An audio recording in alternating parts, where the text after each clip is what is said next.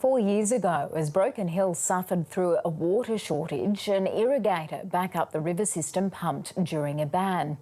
Anthony Barlow from the property Burren Downs has pleaded guilty to pumping during an embargo and not having a properly operating meter. But Barlow has told the court he thought he was allowed to take water from the Murray-Darling Basin. And that's because he says the New South Wales Water Minister had given permission. These are the events which have unfolded in a Sydney court, and our reporter Anna Henderson has been following proceedings and joins me now. Good afternoon to you, Anna. Tell us a little bit more of the background to this story. Took place last week.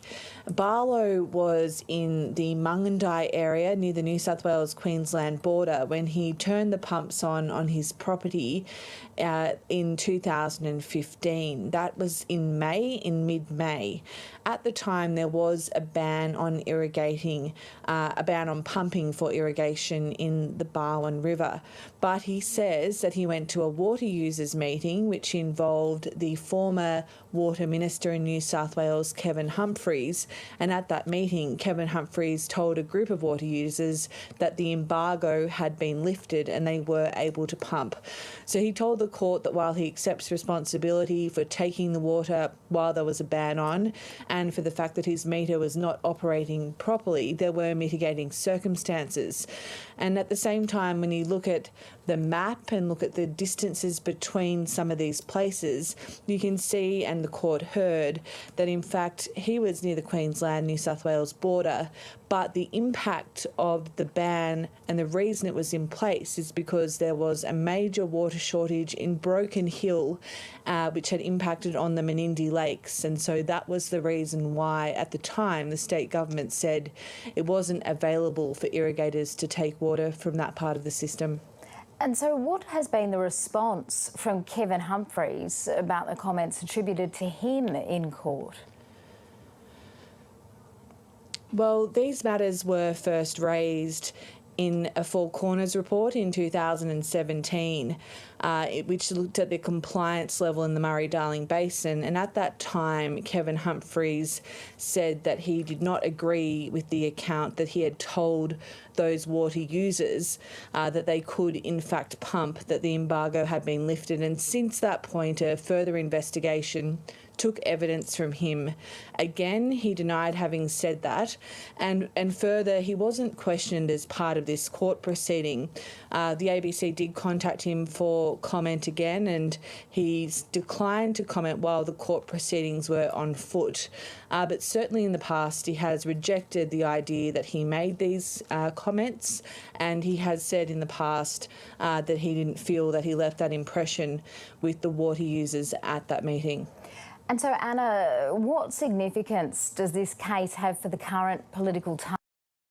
Same time that this court case is unfolding about events in 2015, we have a current political debate here in Canberra about the Murray-Darling Basin, about the issue of irrigation versus environmental flows, and about the lack of water going towards Broken Hill and the Menindee Lakes. So some of the same issues that were around at that time in terms of the environment are back with us again now, while the government and the opposition and some of the minor parties discuss whether there's any prospect of holding a royal commission at a federal level.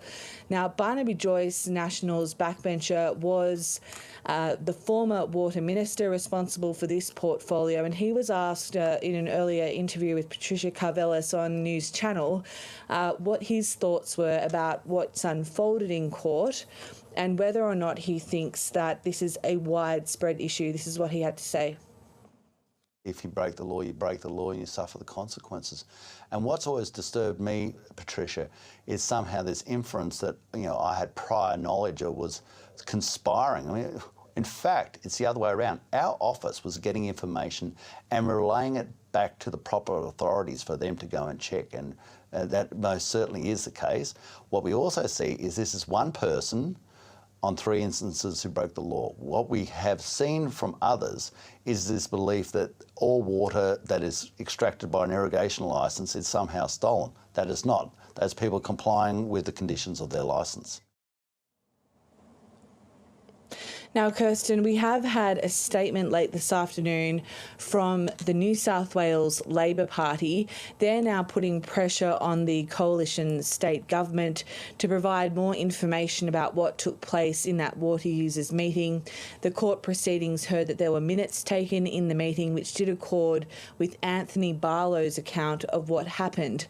So now Labor in New South Wales says it's incumbent on the current State Water Minister, Niall Blair, to release the details of that and to also divulge further information about his own contact with irrigators. So an issue that I expect will continue to be a sore point for the state government in the lead up to the state election. Anna Henderson, thanks for bringing us up to date.